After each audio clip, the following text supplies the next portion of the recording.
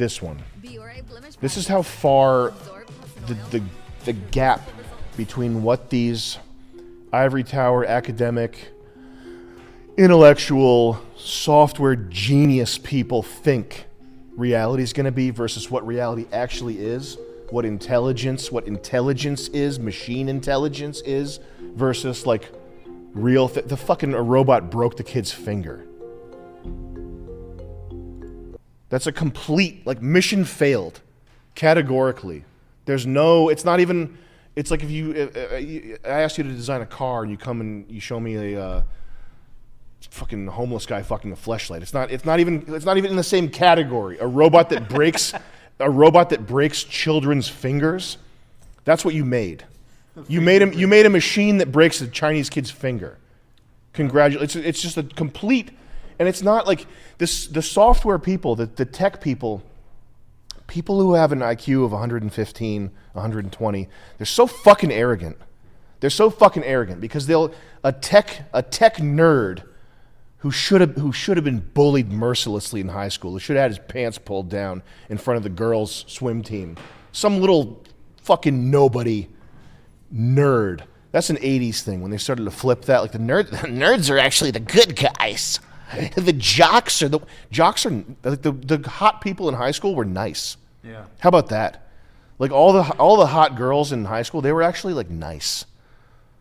How about that? Beautiful people.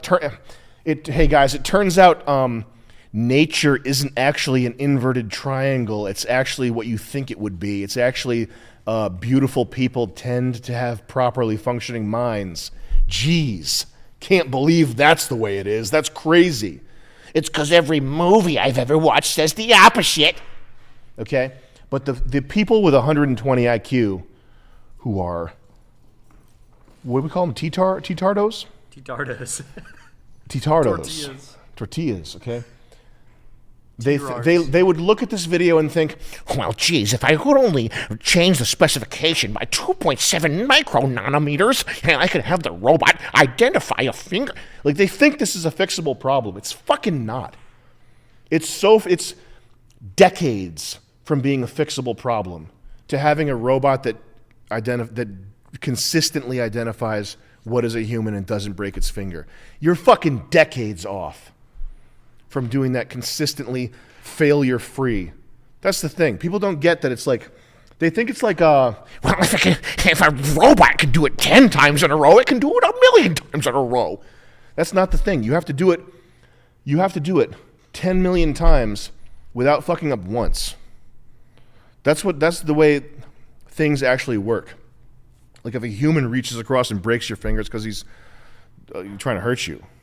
There's never in the history of chess playing, there's never been a human player that reached for a finger like a piece. Anyway, the Boston Dynamics people, it's all a scam. Oh yeah, the law enforcement. I think that's the funniest one. I love when people well, pretty soon. What are you gonna do? We should start prepping now. What are you gonna do when robot police are taking over the cities? That's never ever gonna happen. That's never ever gonna happen. Never. Because the second a robot steps on a black kid's clean white Air Jordans and breaks a toe, can you imagine what would happen in this country if a robot like injured a black kid? Yeah. It would the whole fucking country would be shut down.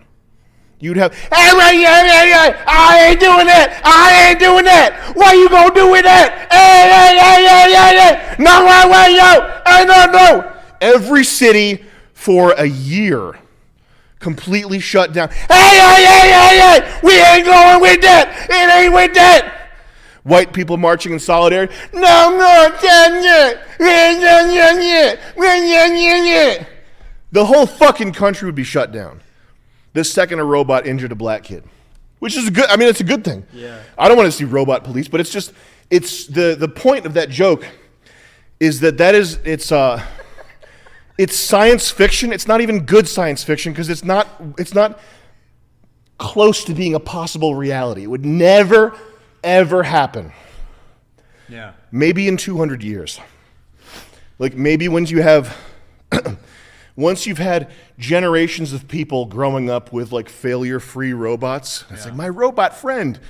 You could do it in 200 years. Not even close. You're not going to see it in your lifetime. That sort of thing. You swap it back to Yeah.